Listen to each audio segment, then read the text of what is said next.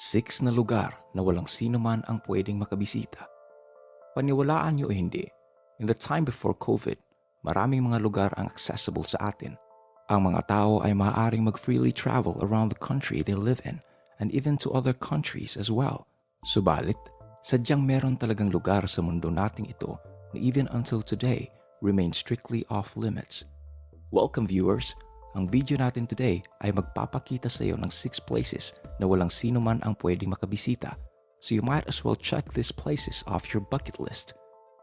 Ang karamihan sa mga lugar sa video namin dito ay sadyang accessible lang sa mga tao with proper clearances or clout. Pero meron ding mga lugar that are not accessible to anyone at all regardless sa kanilang status sa buhay. At if you're watching this video now, marahil na wala din kayong access sa mga lugar na ito. Stay tuned until the end of our video para malaman nyo kung bakit off-limits ang mga lugar na ito. Number 1. Poveglia, Italy, the Haunted Island. Sadyang napakaraming rumors at theories ang napapalibutan sa history ng Poveglia, pero mahirap talagang i-discern kung alin sa mga ito are true and which of them are mere hearsay. Pero one thing is certain about ang island na ito: no one, especially random visitors, ay hindi permitted na makapasok sa premises na ito, and for good reasons to boot. Dahil kung totoo talaga ang mga stories at theories na ito, no one would ever think of going there in the first place. Historically, ang island ng Poveglia ay ginamit para i-contain ang mga plague victims noong 18th century. Isipin nyo na lang na quarantine zone ito, but on the scale of an entire island. Ang mga plague victims na yon died painfully and alone sa premises ng island. Ang kanilang mga labi ay nakatambak lamang sa streets at abandoned buildings ng island na ito. People say na ang superficial surface area ng island is literally made of mostly human remains. Ang kanilang buto at dugo still remain sa mga kalye at pader nito. Later then in history, ang world-renowned general na si Napoleon ay nagamit sa island na ito bilang isang weapons cache dahil sadyang maliit ang Poveglia. And it made sense na hindi ito mahanap ng kanyang kakampi. Ngunit despite ang kanyang caution, ang enemies ni Napoleon found the weapons cache at may napakalaking skirmish ang nag-ensue. Lots of people died at ang mga remains nila can still be found until this day. At finally, for the cherry on top, noong early 20th century, merong nagtayo ng isang mental hospital that was recorded to abuse their patients and force them to kill themselves naturally. Ang mental hospital na yon ay isinarado after 40 years of service. Ang lahat ng annals of history ay nagsasuggest sa idea that the island is haunted. You know, with all the human remains scattered sa lahat ng sulok ng island na yan at ang labi ng mga plague victims at mental hospital patients leading to sightings at stories ng hauntings. The island of Poveglia has certainly seen its fair share of death and suffering. Number 2. Area 51, the Alien Base. Ang lahat siguro sa atin ay nakarinig na sa famous secret US military base na Area 51. It's been in books, movies, documentaries, pero wala talagang civilian ay nakakaalam kung ano talaga ang nasa loob ng military base na ito. Kahit ang mga staff at on-site personnel are sworn to secrecy, and the US military are hell-bent on keeping it that way. Pero dahil sa mismong secrecy na ito, ang Area 51 definitely has plenty of rumors tungkol sa suspected ongoing sa loob ng base. Ang karamihan sa mga tao ay naniniwala na ang base na ito does research on UFOs at aliens at may live specimen din sila na ino-observe. But one thing's for sure, whatever ang nangyari sa Area 51, no visitor will ever know. Ang secret military base na ito is just a little northwest galing sa Las Vegas, Nevada. Weirdly enough, ang base na ito ay walang fence o pader para i-discourage ang mga tao na pumasok. Subalit, may napakaraming mga signs at post na napapalibot sa perimeter nito. And ang signs na ito authorize deadly force para sa lahat ng mga tao who are caught snooping around the base. May rumor din na meron silang mga underground sensors na pwedeng mag-differentiate sa footstep ng animals at tao. So basically, ang mga coyotes at desert wolves ay pwedeng mag-cross freely over the space, pero bawal ang mga humans. Ang allure ng Area 51 is the fact that no one knows for sure kung anong nangyayari sa seemingly benign military base na ito in the middle of the desert. Pero ang mga theories that spawned from the rumors around this military installation make for some pretty wild tales. Pero tandaan natin, the truth is often crazier than the theories. Number 3. Disney Club 33. I'm sure na alam na nating lahat na ang wondrous world of Disneyland ay ang pinakapatok na vacation spot for the entire family. Pero alam nyo ba na may sikretong lugar sa Disney that is so amazing, only a few exclusive people will ever get to see it? Ang Disney Club 33 ay ang pinaka-secretive at exclusive club in all of Disney World. At ito lang ang lugar na pwede kayong umorder ng mga alcoholic beverages. Ayon sa history ng Disney Club 33, ang original idea at design nito was the brainchild of Walt Disney himself. Ang kanyang vision para sa club na ito ay parang isang club to relax and entertain business associates. Pero unfortunately, namatay si Mr. Disney before nag-officially open ang kanyang super exclusive club. Subalit, the club opened regardless sa kanyang presence, and even until now, it remains open for those na may sapat na status at pera para makapasok dito. You see mga viewers, ang Disney Club 33 ay isang invitations only na club, so dapat may kakilala kayo na club member before kayo ma-invite, and even knowing a member doesn't guarantee an invitation.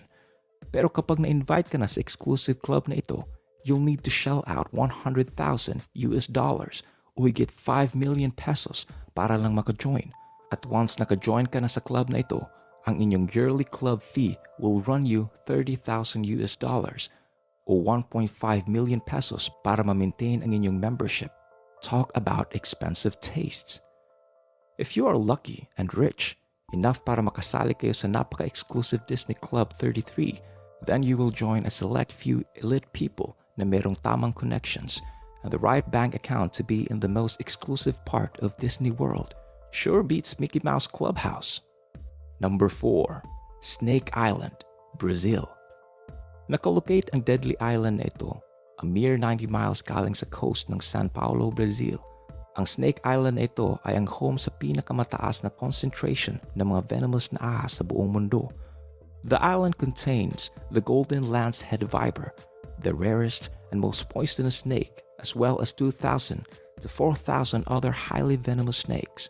Ang ibig nitong sabihin ay may estimated 1 to 5 snakes kada 10 square feet.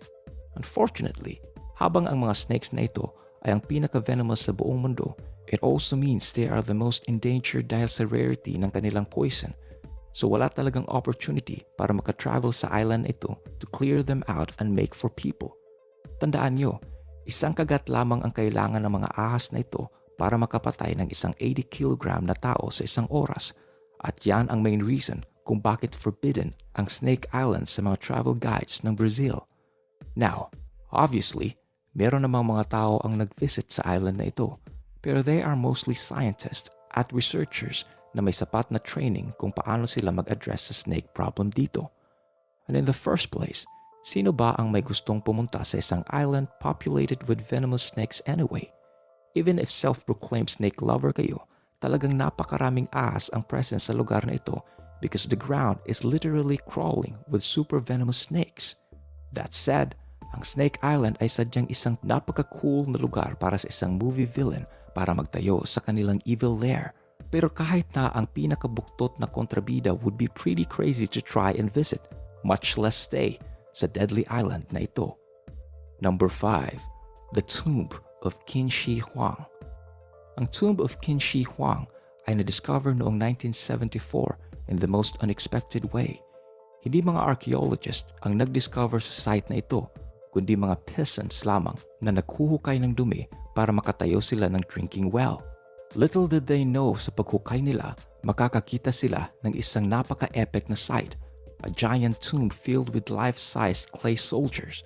Pero ang mga sundalong bato na ito were just a few ng napakaraming unique individual clay figures that were carefully crafted para magbantay sa tomb ni Qin Shi Huang, the first Chinese emperor. Ayon sa mga superstitious beliefs ng emperor na ito, since hindi niya madadala ang 2,000 members ng kanyang royal army to the grave, he instead ordered the construction of 2,000 life-size clay figures ng kanyang mga individual na sundalo para mag-accompany sa kanya on his journey to the afterlife. Talk about a power trip. Ayon sa mga records, ang kada isang life-size clay figure ng sundalo ay unique from each other from their clothes, expressions, at kahit na sa kanilang mga armas. Ang napakalaking mausoleum na ito was really designed to pay tribute para sa emperor na nag-unify ng buong China noong 300 BC. While pwede naman ang mga visitors at tourists na magbisita at magmarvel sa sheer scale ng terracotta army ni Qin Shi Huang, ang main tomb niya is completely off-limits para ma-respect ng mga guards ang final burial rites ng emperor. But wait, there's more. Ayon sa mga rumors, it is believed na merong napakalaking stash ng gold at jewels buried sa main chamber ni Qin Shi Huang at ito ang target ng mga grave robbers for hundreds of years. Pero ang terracotta army ay patuloy na nagbabantay sa mga labi ni Emperor Qin Shi Huang at ang supposed treasure niya, and they will continue to do so for thousands of years pagkatapos ng kanyang libing. But what really lies buried with him sa ilalim ng 2,000 clay figures is a secret no one will ever know. Number 6. Chernobyl, Ukraine. If you've been following our channel, sigurado kami na narinig nyo na ang unfortunate story of Chernobyl, Ukraine. But if you didn't, check out our channel para sa in-depth video namin kung anong nangyari sa lugar nito. That said, ang abridged version nito ay noong April 26, 1986. Merong napakalaking explosion ang naganap sa Chernobyl, which was then still part of Soviet Union, at ang deadly explosion na ito was then named as the worst nuclear accident in all of history.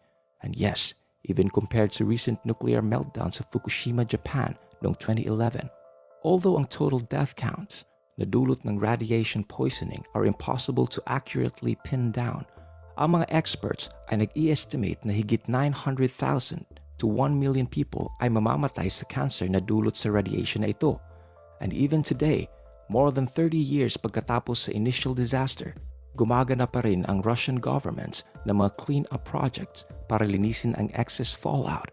Ayon din sa mga eksperto, ang direct areas around the ghost town of Chernobyl, Ukraine, will be uninhabitable for the next 20,000 years dahil sa radiation. So if ayaw niyong biglang mag-develop ng cancer or genetic mutations, nagsasuggest kami to steer clear of this area. At yan ang video namin ngayon.